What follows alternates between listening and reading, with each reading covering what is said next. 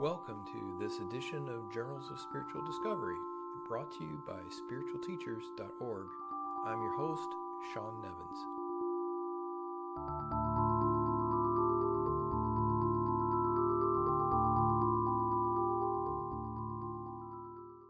Welcome to Journals of Spiritual Discovery. We're deep into the Induction Series now, in which my aim is to focus on inspired writings, which carry a message beneath the words. Franklin Merrell-Wolff called them mystic writings and said, "When the voice of the silence speaks into the relative world, the meaning lies between the words, as it were, rather than in the direct content of the words themselves."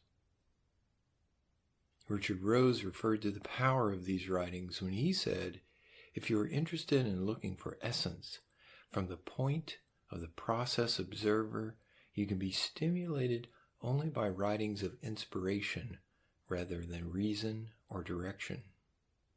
He referred his students to the 3 books of the Absolute as an example.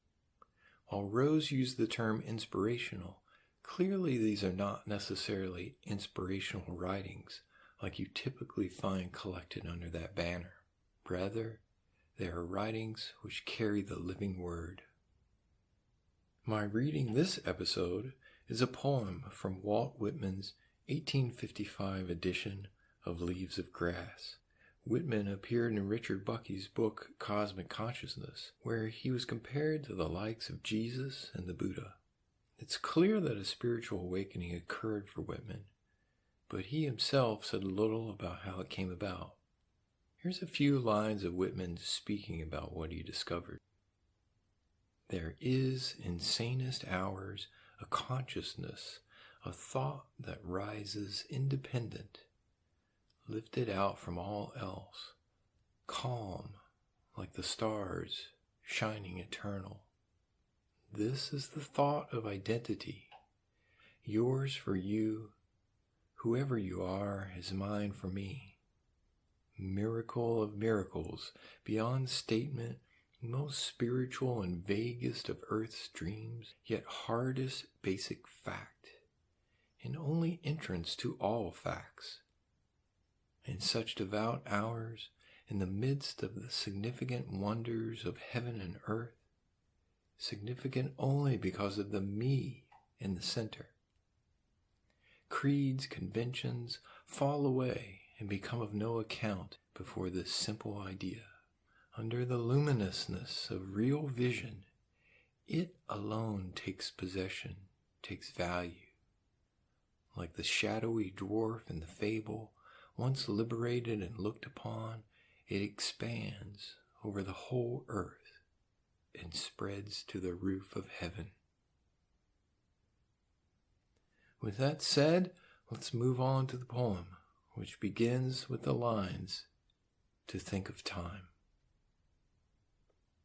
To think of time, to think through the retrospection, to think of today and the ages continued henceforward.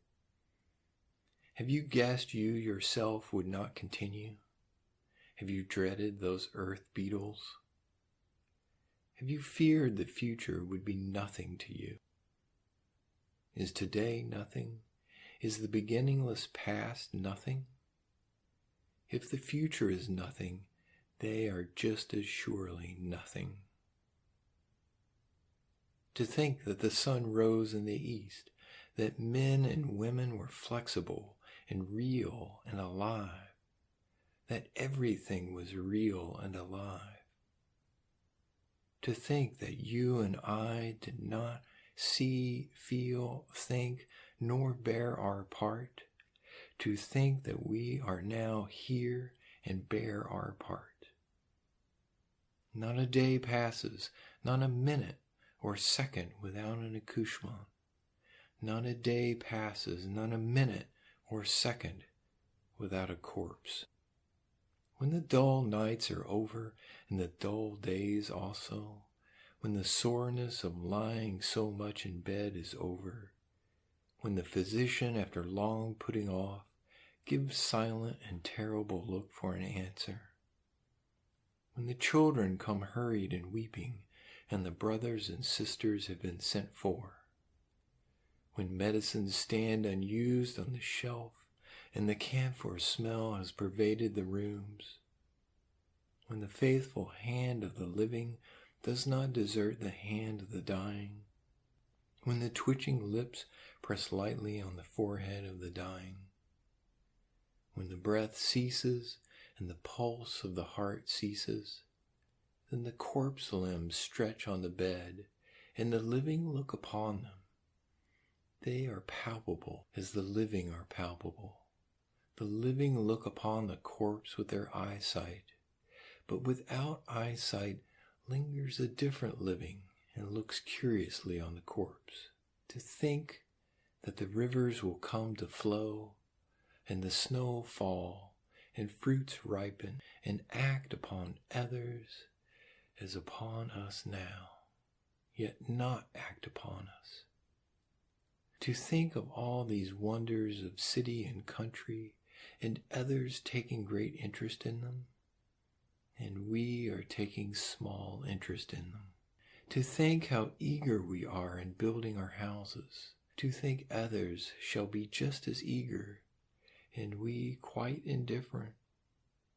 I see one building the house that serves him a few years, or 70 or 80 years at most.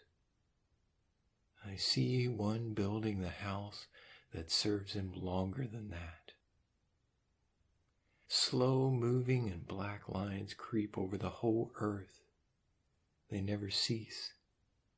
They are the burial lines. He that was president was buried, and he that is now president shall surely be buried.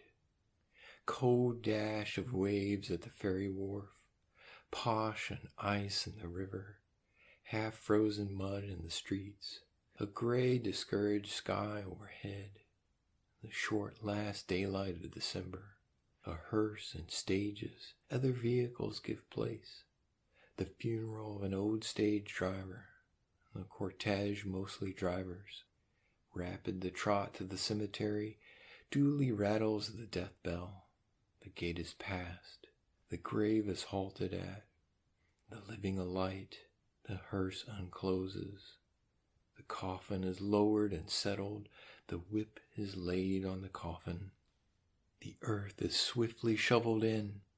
A minute, no one moves or speaks. It is done. He is decently put away. Is there anything more?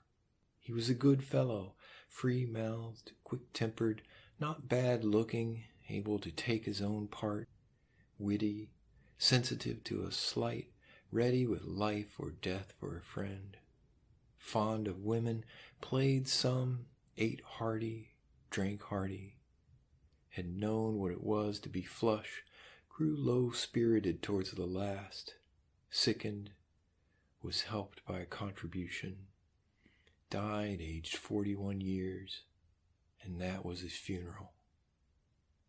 Thumb extended or finger uplifted, apron, cape, gloves, strap, wet weather clothes, whip carefully chosen, boss, spotter, starter, and hostler, somebody loafing on you or you loafing on somebody, headway, man before and man behind, good day's work or bad day's work, pet stock or mean stock, first out or last out, turning in at night.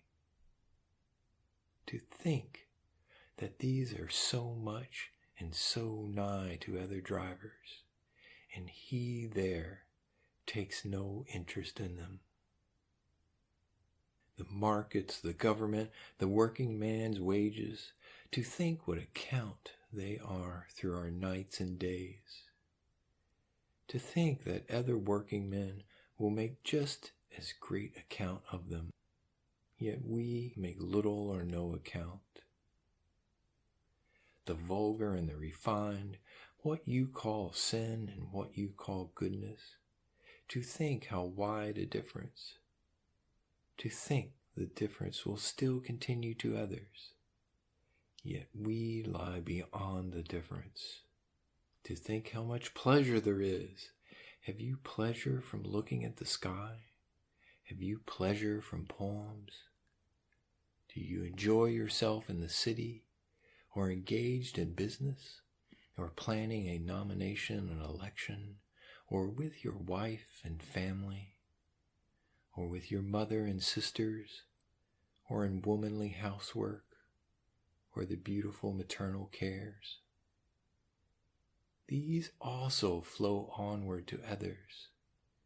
You and I flow onward, but in due time you and I shall take less interest in them. Your farm and profits and crops, to think how engrossed you are, to think there would still be farms and profits and crops, yet for you of what avail? What will be well, for what is well. To take interest is well, and not to take interest shall be well. The sky continues beautiful.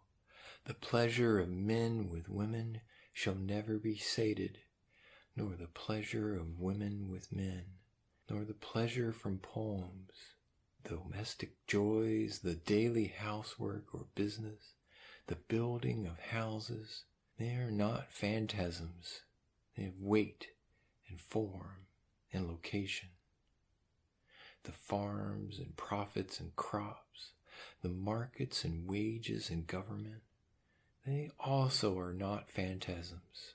The difference between sin and goodness is no apparition. The earth is not an echo. Man and his life and all the things of his life are well considered. You are not thrown to the winds. You gather certainly and safely around yourself. Yourself, yourself, yourself forever and ever. It is not to diffuse you that you were born of your mother and father. It is to identify you. It is not that you should be undecided, but that you should be decided. Something long preparing and formless is arrived and formed in you. You are thenceforth secure, whatever comes or goes. The threads that were spun are gathered. The weft crosses the warp. The pattern is systematic. The preparations have every one been justified. The orchestra have tuned their instruments sufficiently. The baton has given the signal. The guest that was coming, he waited long for reasons. He is now housed. He is one of those who are beautiful and happy. He is one of those that to look upon and be with is enough. The law of the past cannot be eluded. The law of the present and future cannot be eluded. The law of the living cannot be eluded. It is eternal. The law of promotion and transformation cannot be eluded. The law of heroes and good doers cannot be eluded. The law of drunkards and informers and mean persons cannot be eluded. Slow-moving and black lines go ceaselessly over the earth. Northerner goes carried and southerner goes carried, and they on the Atlantic side, and they on the Pacific, and they between, and all through the Mississippi country, and all over the earth. The great masters and cosmos are well as they go. The heroes and good doers are well. The known leaders and inventors, and the rich owners and pious and distinguished may be well. But there is more account than that. There is strict account of all. The interminable hordes of the ignorant and wicked are not nothing. The barbarians of Africa and Asia are not nothing. The common people of Europe are not nothing. The American aborigines are not nothing. A Zambo or four-headless crowfoot or a Comanche is not nothing. The infected in the immigrant hospital are not nothing. The murderer or mean person is not nothing. The perpetual succession of shallow people are not nothing as they go. The prostitute is not nothing. The mocker of religion is not nothing as he goes. I shall go with the rest. We have satisfaction. I have dreamed that we are not to be changed so much, nor the law of us changed. I have dreamed that heroes and good doers shall be under the present and past law, and that murderers and drunkards and liars shall be under the present and past law. For I have dreamed that the law they are under now is enough. And I have dreamed that the satisfaction is not so much changed, and that there is no life without satisfaction. What is the earth? What are body and soul without satisfaction? I shall go with the rest. We cannot be stopped at a given point. That is no satisfaction. To show us a good thing or a few good things for a space of time, that is no satisfaction. We must have the indestructible breed of the best, regardless of time. If otherwise, all these things came but to ashes of dung. If maggots and rats ended us, then suspicion and treachery and death. Do you suspect death? If I were to suspect death, I should die now. Do you think I could walk pleasantly and well-suited toward annihilation? Pleasantly and well-suited I walk. Whither I walk I cannot define, but I know it is good. The whole universe indicates that it is good. The past and the present indicate that it is good. How beautiful and perfect are the animals. How perfect is my soul. How perfect the earth and the minutest thing upon it. What is called good is perfect, and what is called sin is just as perfect. The vegetables and minerals are all perfect, and the imponderable fluids are perfect. Slowly and surely they have passed on to this, and slowly and surely they will yet pass on. O my soul, if I realize you, I have satisfaction. Animals and vegetables, if I realize you, I have satisfaction. Laws of the earth and air, if I realize you, I have satisfaction. I cannot define my satisfaction, yet it is so.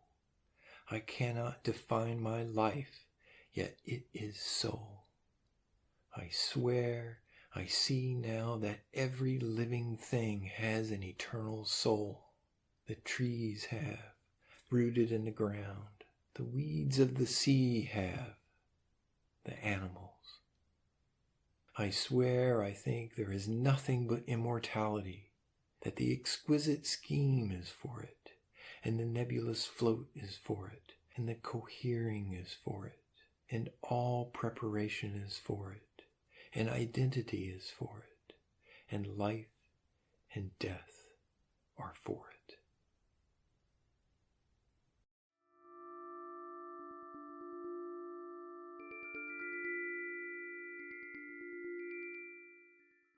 Thank you for listening. I do have one special request during the Induction Series.